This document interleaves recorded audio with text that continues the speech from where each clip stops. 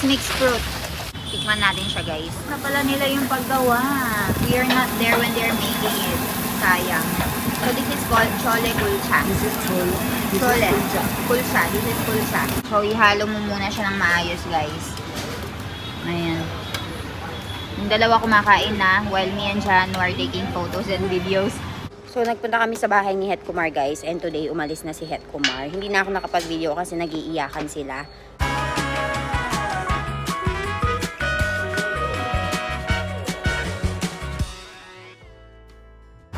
So, ayan guys, pumunta tayo dito para kumain ng chole kulcha. So, let's eat. 4 cheese masala chole kulcha. 4 cheese masala chole kulcha, guys. This is one of the famous chole kulcha store, no? Yes, indeed. We went here last time together with Milan's You friend. have tasted it, right? With Milan's friend. It's good. So, tingnan natin. I think they made it already. No, They didn't make. Okay, they're just preparing. Okay, they're just ready, getting ready. Preparing and all. Chalo. So, ayan guys, they're currently making it. Ay, natapos na pala nila yung paggawa. We are not there when they're making it. Sayang. So, this is called chole kulcha. this is chole. This Chole. is kulcha. Kulcha. This is kulcha. Sayang, we are not there, we are talking. Ayan siya, ganyan yung itsura niya. It's like a bread. Bread with a lot of stuffing. What is the stuffing inside? Onion, tomato, masala. Bread, vegetables, and alo? Potato? No, no. No potato inside. Cheese. Cheese, vegetables, and all. And yung maglalala dito yung sabaw. Ayan. So tasty looking. So total of 4, right? Apat.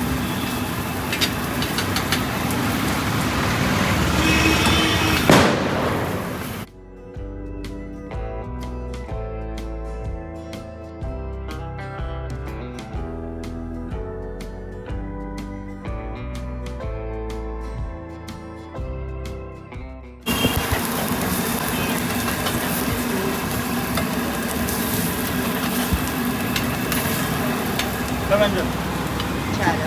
Now they will be putting... What is it? They will give you some... Okay. Let's go. They're currently preparing her. What time do this open? This is the chole. Chole. Chole. Ayan guys. Meron siyang cheese. Meron mga Chole, there will chickpea. be This is kulcha. kulcha. So you can dip it and eat. Chole kulcha. There will be also mutton. So, ihalo mo muna siya ng maayos, guys. Ayan. Yung dalawa kumakain na while me and Janu are taking photos and videos. Insta. Snap. Snap, snap.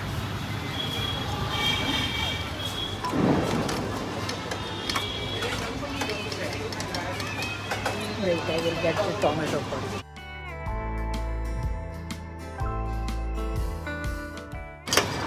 There's a reason why it's famous. Masarap. Tama.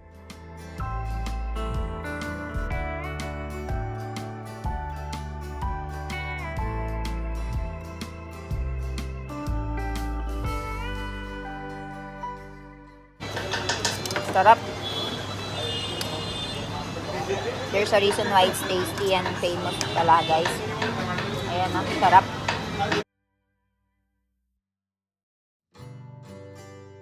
So, ayan, guys. No, you get it.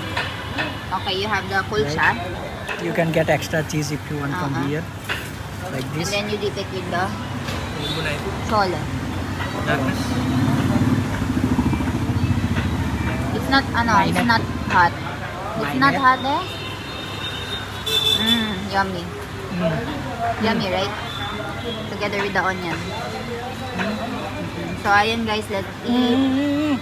What is it? Green chili also. Sarap. Kain na tayo.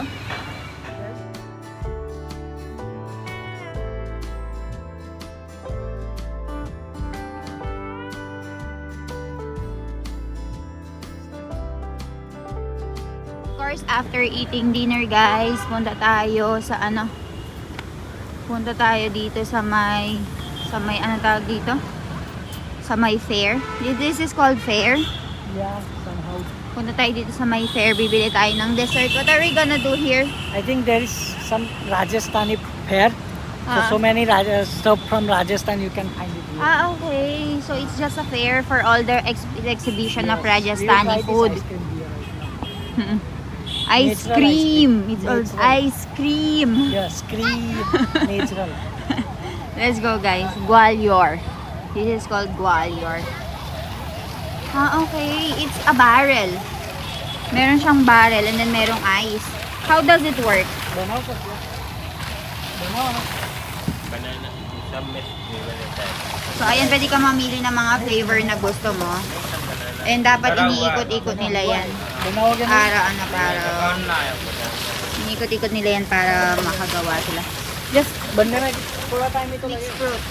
So, meron silang orange dito. Meron silang, what do you call this one? Oh my God. Pomegranate. Meron silang banana. Orange. And orange. Gold, yellow. Okay, meron silang strawberry and mango syrup. Follow, let's go. Taste it. Let's taste it. What is that? Syrup. Mixed flavor, yes. Mixed flavor. Taste the syrup.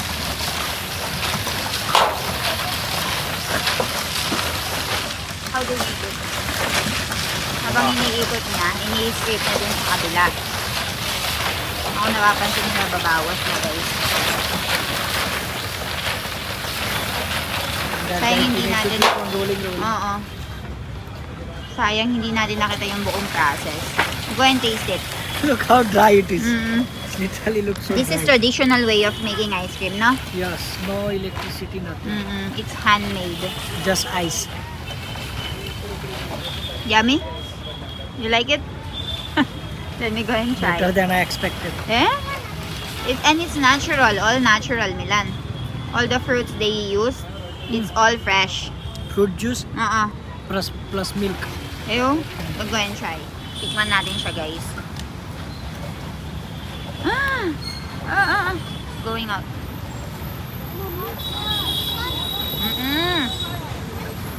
Masarap siya. Yummy. Eh? It's not that too sweet. So, masarap siya. It's yummy. They also have ukay-ukay here. Yes. It's called ukay-ukay. No, it's not ukay-ukay. It's per gram. Oo nga, ukay-ukay.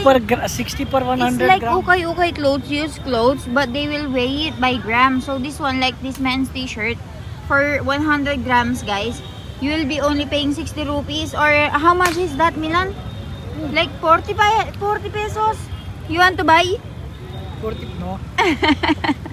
So ayan, meron mga printed t-shirts and all. Hmm. Oh, yung mga rugs nila, guys. Ay, we can buy for our resort. Look at that one. That will be very, aesthetic. Good quality also. Very good quality. They're very famous. They're very famous for their rugs. This one, I like this very aesthetic, oh. Ayun, may mga maliliit silang rugs na ganito. And other more. There's a lot of book. If you want to buy books. Ano to? Mga toys and magic kit. Magic soap. Mm-mm. Magic kit. Mm-mm. Let's see here naman. Mga shirts and kurtas for the ladies. Cheesecake. It's like a fair, no? Okay, may mga accessories, decoration, house decorations, damit ng mga baby. Hey, antiques, Milan, look. If you are into antiques. Are you sure you want to just keep shooting video and not eat ice cream? Mm-mm. How will I eat? Le, give me. Snacks also. Rajasthani snacks, I think. So menu. Test करे तो टेस्ट करने क्या लगे खा के देखो पसंद पड़े तो This is biscuits, sweet biscuit with sugar.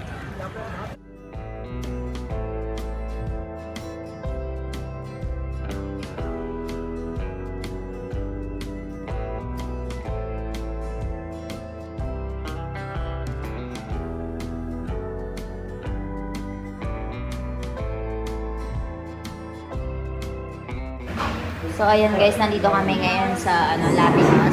Together with Jano. Jano, hi! And right over here, Kumar. Gancho. Milan. So, umorder kami ngayon ng pizza and And garlic bread, tsaka ano ito, dessert. So, hinihintay lang namin yung order. So, ayan guys, dumating na yung order natin. So, umorder tayo ng 4 na pizza dito. Meron tayo dito. What is this? Pink sauce pasta, right? And then, meron tayo This is dito garlic bread. and chocolate. Yes. So, ayan Deep guys. guys, honey deep. Let's go. Tara na. Ayan, ang dami nang kumakain dito. Tsala, medyo yan. Ang dami nang kumakain dito guys. Nagsisilatingan na sila. So, let's go. Tsala, let's go. We will still buy drinks, right?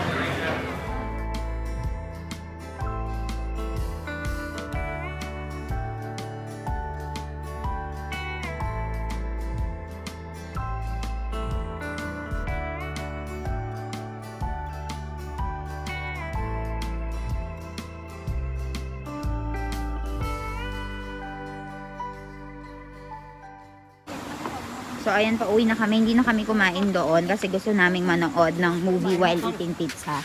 And meron din kasing naghihintay ng, ng mga tao sa bahay. So, ayaw namin sila magutom. So, sabay-sabay na lang kaming kakain. Let's go, guys.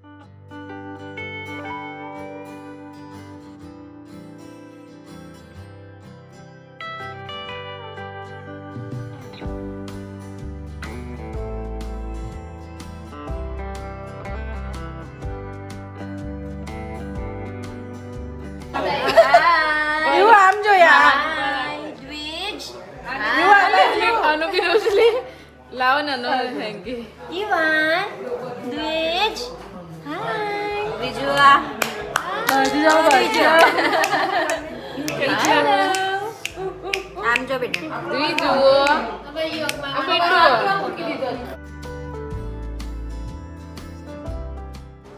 So, nagpunta kami sa bahay ni Het Kumar, guys. And today, umalis na si Het Kumar. Hindi na ako nakapag-video kasi nag-iiyakan sila. So, ngayon, nandito kami sa my center para timbangin nga si Ivan. Let's go. Hi, Ivan. Hello.